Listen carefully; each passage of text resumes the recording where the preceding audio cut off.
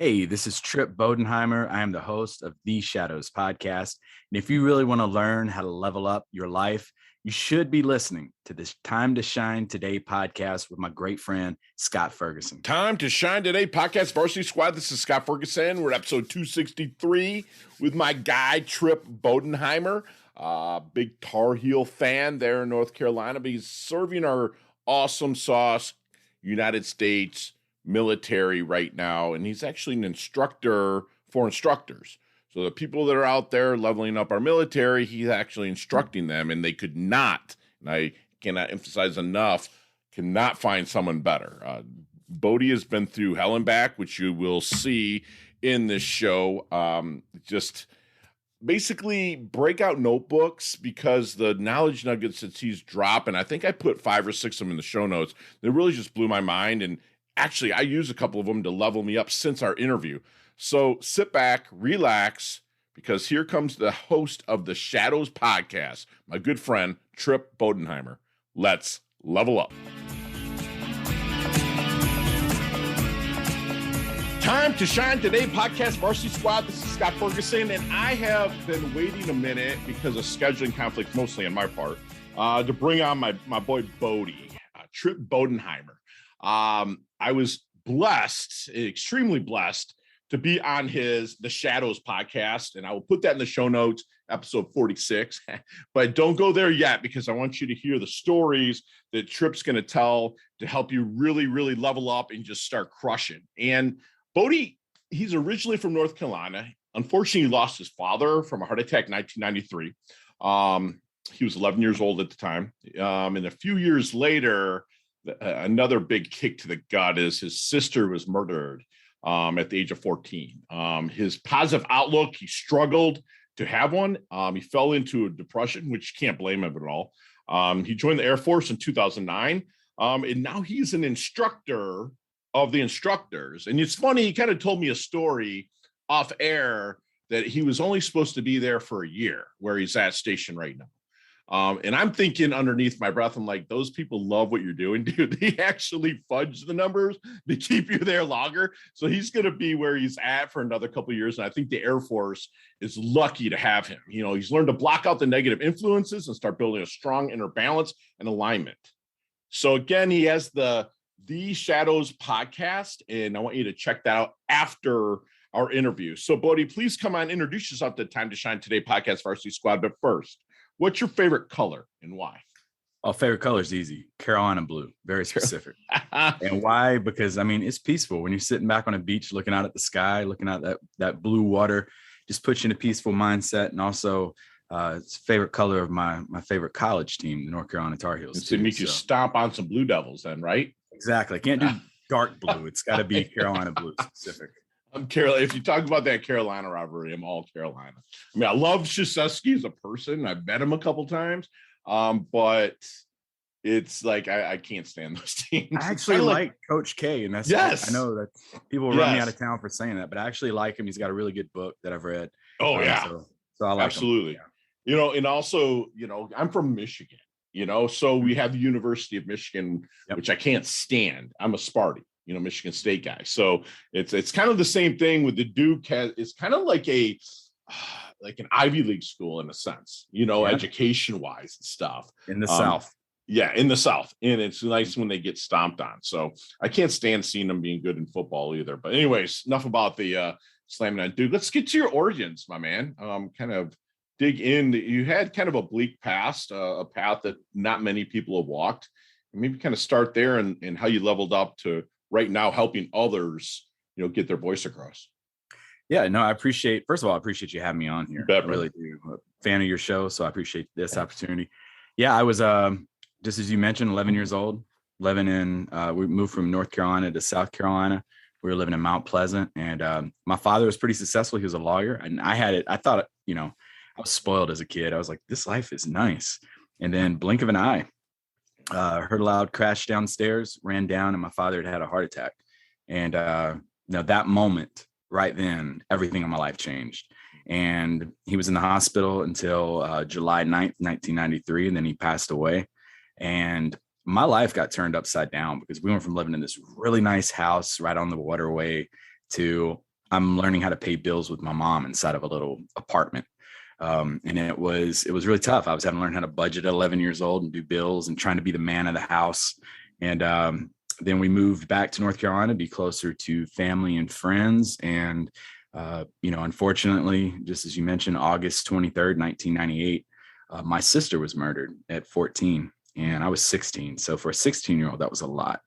Wow. Focusing on grades and stuff in high school was not my top priority. I was just trying to figure out why all this was happening in my life. And then, I was kind of at like a standstill, really. I was going to school just to go to school. But then, I got jobs, was working, physical therapy assistant was one.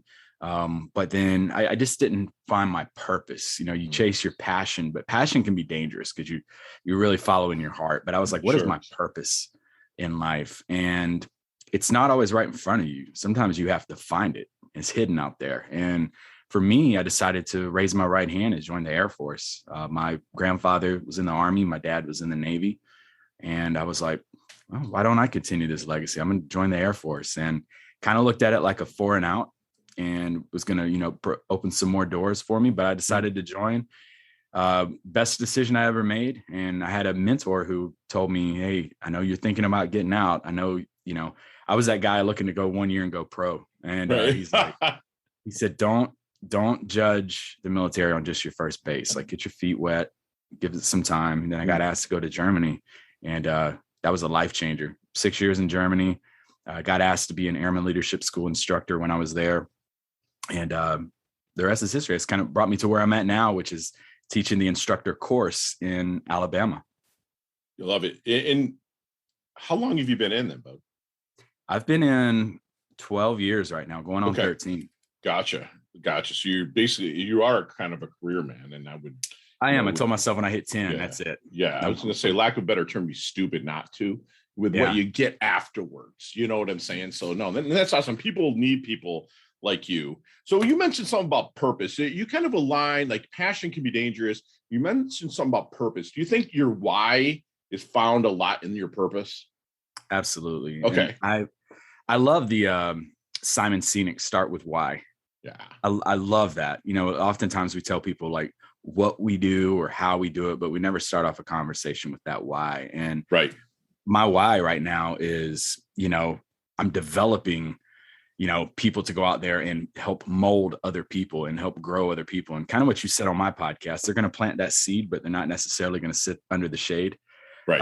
And I love that. And I think that's exactly, my purpose right now is to help send people out there and be better educators and enhance a learning environment for others and instill these concepts in them. And it's the best job I have, hands down. I have the best job in the military right now. You cannot argue with me on that.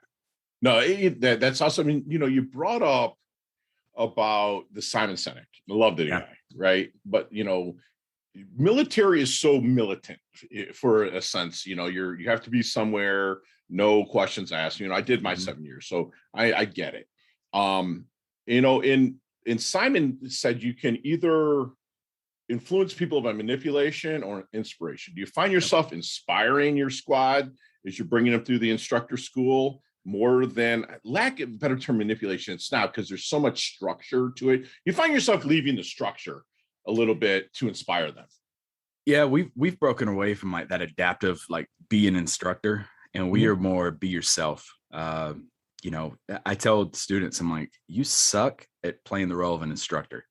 You are fantastic at being Scott Ferguson. You're fantastic at being yourself up there. So, it's definitely inspiring them. And I tell them from day one, I tell them my story. I tell them things that I'm going through in my personal life. And I'm like, look, I'm not going to wear a mask when I come in here and put on a facade. I'm going to be the same person every single day and have fun with this. And if you're not having fun, then you need to check yourself and maybe not be behind the podium, because you're doing a disservice to your students. So the second you start phoning it in, they're the ones who are suffering from it. So I encourage them, just be yourself, have fun. And, we graduated our class yesterday, and some of the common feedback that I was getting was, you inspire me just to be me. You inspire me just to dig into these lessons and make it fun to where I'm looking forward to coming in. Because if I'm having fun, they're going to have fun and they're going to see it.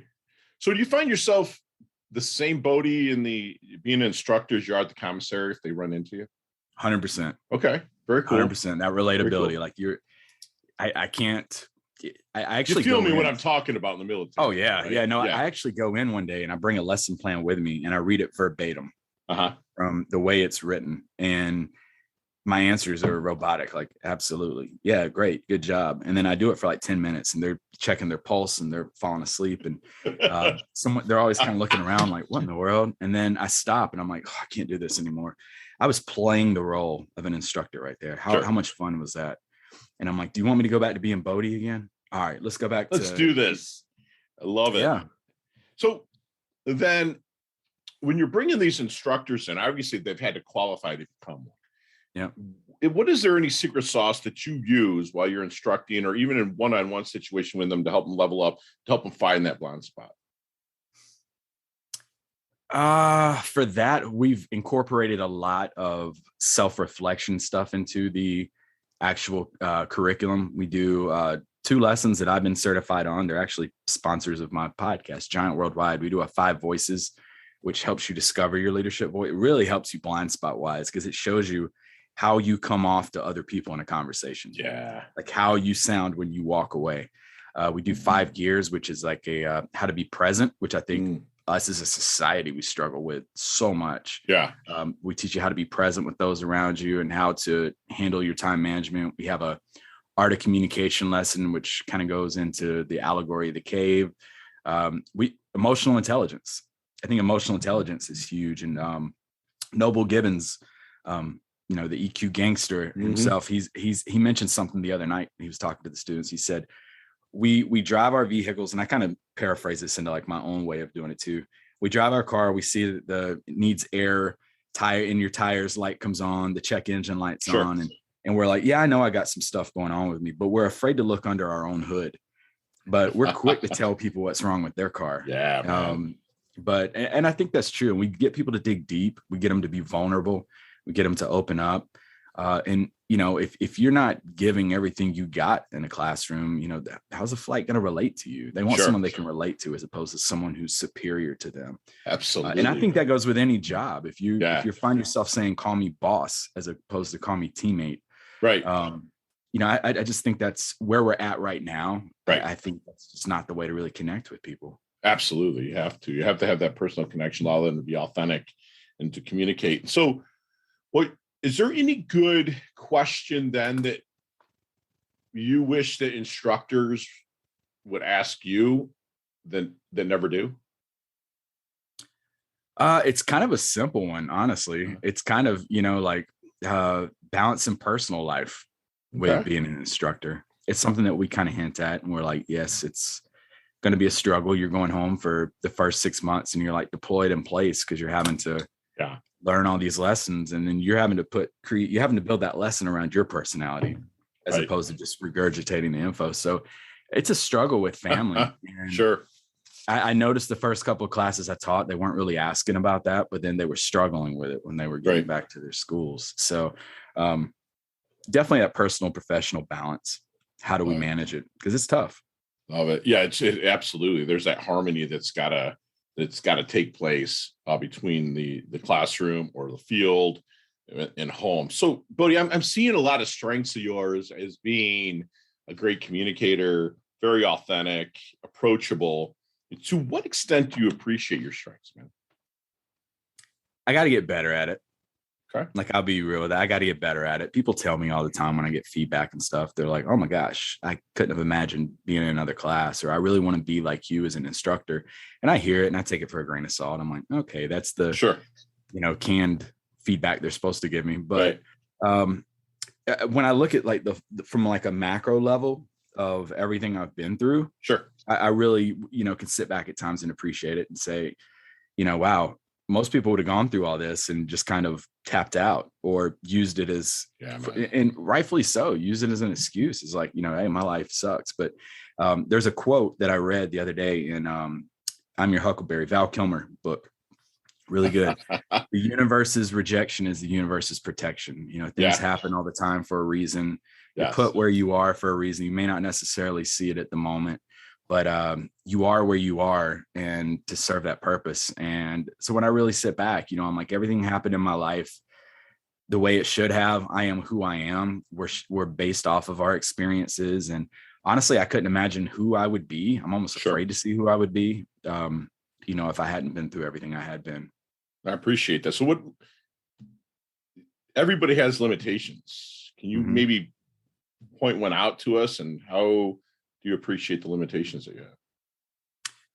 Limitations for me, I would say I almost get in my head sometimes. I stop myself. I find myself more times than not, an opportunity arises and I almost like doubt myself, like, you're not smart enough to do this. I had reading comprehension growing up. And so when I have to get on a stage and read something in front of 300 people, or if I'm, having to read something verbatim on a script, it kind of gets in my head and it's kind of limited me at times. Sure. But it's something I'm starting to get better at, more confident with. I'm practicing. I've been reading a lot more than I ever have. If you would have told me 10 years ago that I would be knocking out about a book a month, two books a month. Yeah. I would have told you you're crazy, but it's something I've definitely challenged myself. And I look for those limitations. I look for what are those and try to become limitless in them. And have to. But we're, if I'm fortunate enough to live till I'm 80 years old, I'm still going to have those limits that I'm going to be discovering. Oh, absolutely, man. So I'm discovering them. I've got 10 years on you. I discover them every day. And I always have 5 books going at a time. I do 10 pages a day in each book, Can't get one. Yeah, you just can't, because sometimes at past that 10th page, you're like, but like I'll pick up, everybody's buddy, Nick Saban, I got that going. I got our boy Jason Holzer, Shattered by Suicide. I got my boy Nate's, $1 Million Body Method, and it's like I pick up a step from everywhere. And I also take notes within Google Notes and put it in there. And I look back and I'm like, and it's just awesome. I'm glad to hear you're a reader, man. So you ever see the movie Back to the Future? Oh, big Back to the Future. I got Back to the Future stuff in this room. I see it, man. Let's get in that DeLorean with Marty. Let's go back to the 22-year-old Bodie. So it's like 17, 18 years ago. Let's go back to the 22-year-old Bodie. All right. What kind of knowledge nuggets are you dropping on the 22-year-old Bodie? Maybe help him level up, last through, and shorten his learning curve just a little bit. Be patient, for one. Be patient. Good things aren't instant. You work for things and let things, opportunity, you got to wait for opportunity to arise. And when you see it, take advantage of it. But definitely be patient, because I was very impatient. I wanted to be a millionaire at 22, instantly. Of course. I would also say, listen to other people, learn to be interested versus being interesting. Sure. Quit trying to sell everybody on your accolades and stuff, and just sit back and listen to those around you, the wise people that you surround yourself with. You'll get further by doing so. It's so funny you say that, because I'll sit there and I enjoy kava. It's a root drink, and I like to sip on it. And I'll go to these kava houses. It's full of kids, a lot of young kids, and I just hear them talking. I'm like, dude, that was me when I'm gonna have this, I'm gonna have that. And I'm like, But then now it's funny. I go there 3 days a week, and I'm holding court with these young guys, and I'm like, listen, man, slow it down. When you don't know something and really don't know something, get your asking gear. Ask for what is needed. Because I wish I would have had somebody tell me that, instead I knew everything. But it comes through the ears, not the mouth. Yes, absolutely. God gave us a mouth and 2 ears for one mouth, 2 ears for one reason. I love it, man. You and I are just same sheath. So how do you want your dash remembered? That little line in between your incarnation date and your expiration date, your life date and death date on your tombstone. How do you want that little dash remembered, bro? Everybody that came in contact with me was better. And like, when my legacy as an instructor is over with, it's not going to be what I did. It's all about, the people that send me photos of their tech promotion. They're, they've been step promoted. They've re-enlisted because of something I was instrumental in. It's all about others. And I think if it was just one word, I would put others, because it's not going to, your legacy is I did an article for Llama Leadership a while back, and it was, I was going through some boxes out in the garage, and I found some of my dad's stuff, and my dad left a lasting impression on me. He had conversations in 1993 with me that I still remember to this day. But all the accolades that you have hanging up on a wall, all the awards you get, that stuff goes in a box one day, and it gets taped up and it gets put Bodie stuff or dad stuff. But your legacy is what you've instilled in other people and how they carry that on day after day after day. That's the stuff that gets remembered. I make a joke in the Air Force. I'm like, nobody remembers who the air communication 2017 airman of the first quarter was. Right. And if you tell someone, they're going to be like, okay, cool. Right. But it's all about how, emotional memories, how you make other people feel. Right. Yeah. I mean, and that's, I had a moment where, I told you about my nose surgery, right? And when I travel and I'll have speaking engagements, I'm blessed. I usually go there. I'm not a big drinker, so I'll maybe have one brain grenade or so, whatever, with the audience members that meet in the bar area, but I usually just disappear, right? Yeah. And back to my room, and it makes my lady feel better to know that I'm not out mingling. You know what I'm saying? She's not insecure at all, but it's like, I try to do things right. But when the thing happened to my nose, I felt alone. But the people that I just posted on Facebook and said, hey man, I'm off the grid for a bit. I'll be back when I'm back, and God heals me and whatnot. Dude, I had stuff mailed to my house or mailed to my office. I had people stopping by that could be locally. I had people drive down from Tampa, up from Miami to drop off food and stuff. And I was like, man, and it all came from me being able to, what you're doing, influencing people in the correct way. That's the way, it's like, and I don't talk to these people, Bodie, ever.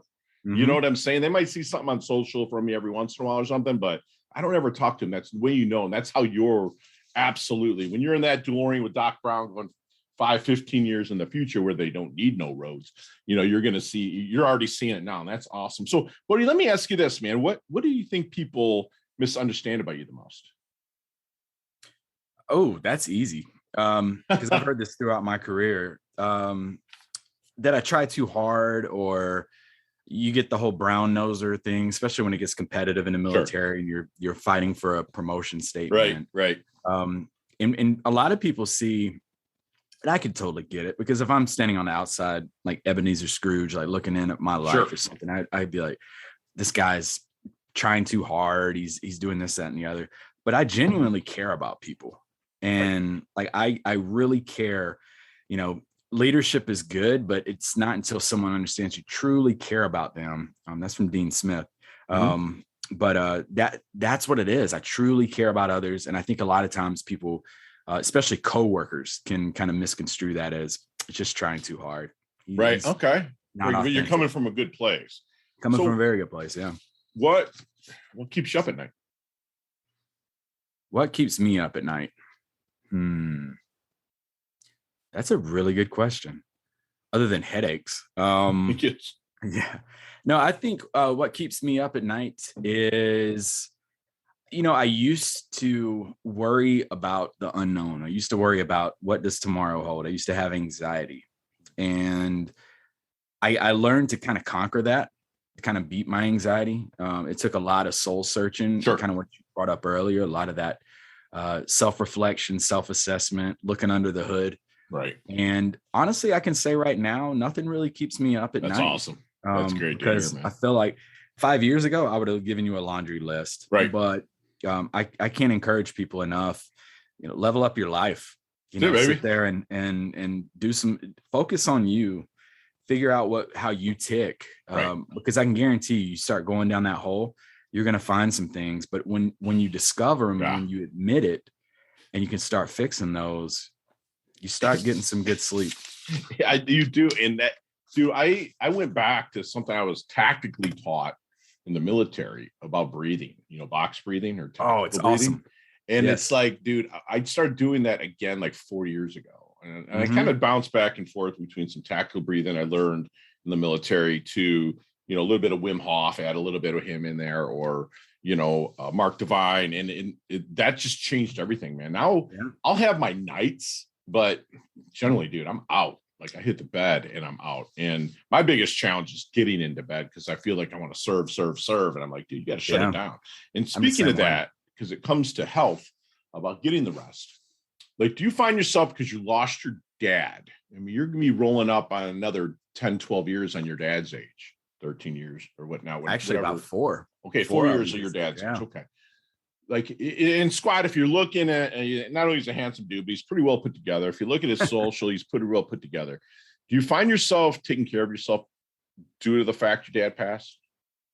100%. Okay. And all right. My dad. It's another blessing that he left you in a sense. And I'm not trying to make light of his passing, bro. Yeah. But no, it's something he left you behind. Was. And he played football. You know, he went to North Carolina, Chapel Hill. Wow. Athlete growing up, and but I noticed he didn't take good care of himself his last couple of years.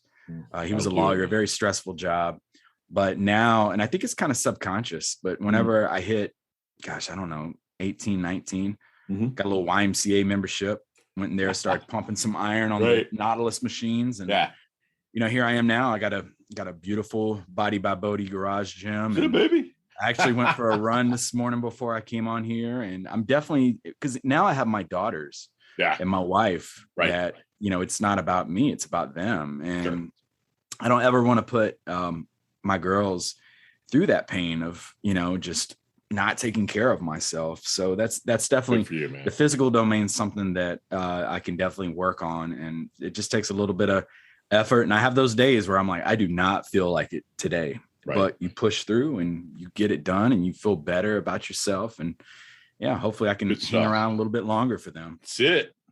So let's take out computers, tablets, phones. Let's take anything electronic out of this equation, this question. Quickly, what are 3 things that Bodie can't live without? 3 things I can't live without. Sports, because even if I didn't have all those, I would need my newspaper. So sports, that's my form of entertainment. Family, because I mean, just that because they're family, dude. Exactly. Family. Yeah. I mean, the joy they can bring. And the other one, honestly, this is kind of a corny answer. I need a dog. All right. I need a dog. They are the most loyal things in the world. You know, they understand. I just got done explaining this to somebody the other day. Humans have life all wrong. They go through life 80 years and they're miserable. They don't understand. They're always soul searching. Dogs only get a short shelf life with us, like 15 years, because they understand life in 15 years. They're loyal. They're faithful. They're not, they can be a little moody, but they forgive you. They just, everything that you want in a human, dogs give to you.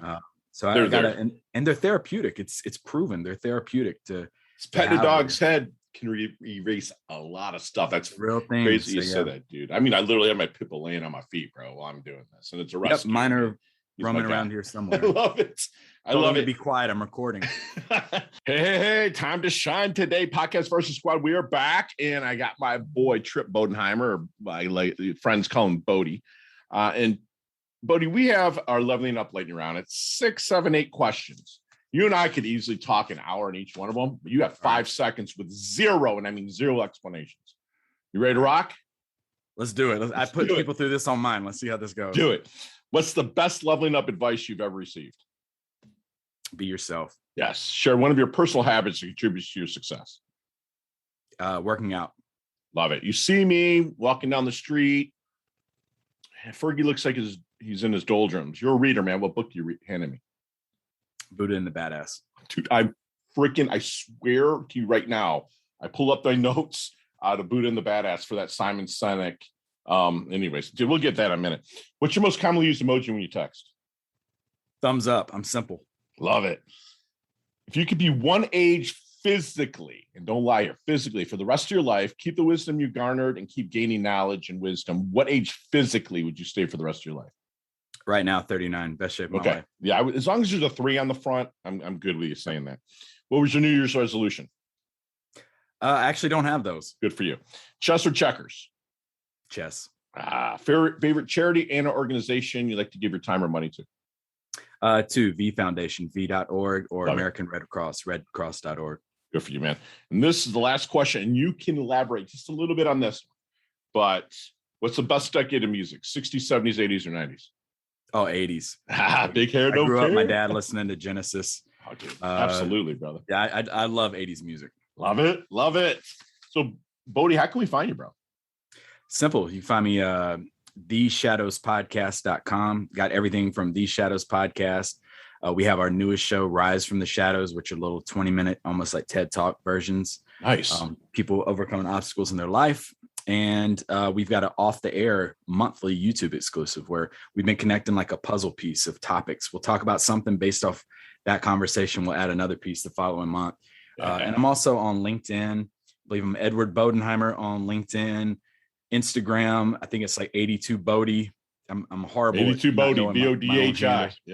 Yep. But The Shadows Podcast, easiest way to find me. You were actually one of our guests, so go check episode 46, man. I'm going to throw that link right in to the show notes here, squad. And Bodie, do me one last favor and leave the squad here with one last knowledge nugget they can take with them, internalize, and take action on.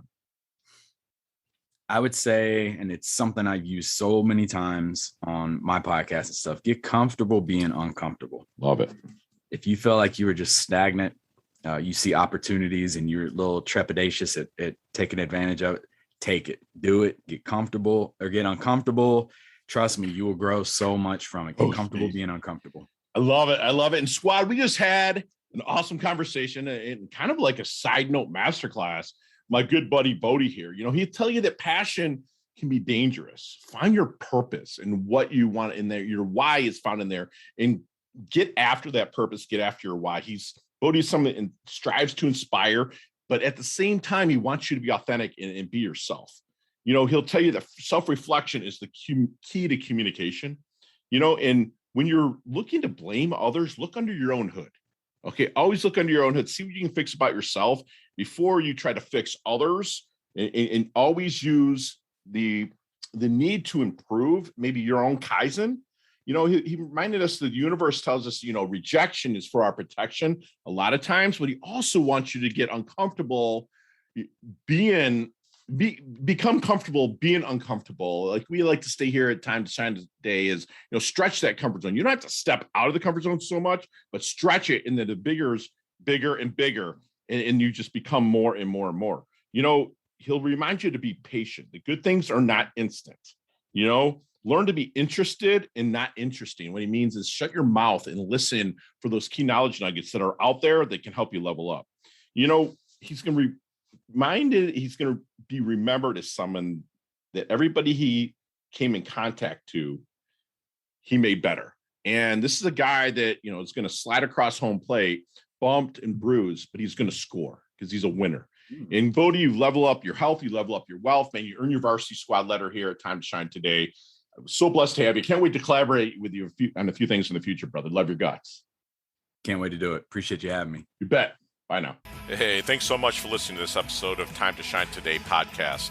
Proudly brought to you by Sutter & Nugent Real Estate Excellence, who can be reached at 561-249-7266 and online at www.sutterandnugent.com. If you're a business owner or professional who would like to be interviewed on Time to Shine Today, please visit timetoshinetoday.com/guest. If you like this episode, please subscribe on Apple Podcasts, Google Podcasts, Stitcher, Spotify, iHeartRadio, or wherever you get your podcasts. There's a link in the show notes to our website. Also there, you will see our recommended resources. We hope that you will support our show by supporting them. If you like what you've been listening to, it'd be great if you could just give us a 5-star rating and tell your friends how to subscribe while you're at it. I'm your host, Scott Ferguson, and until next time, let's level up. It's our time to shine.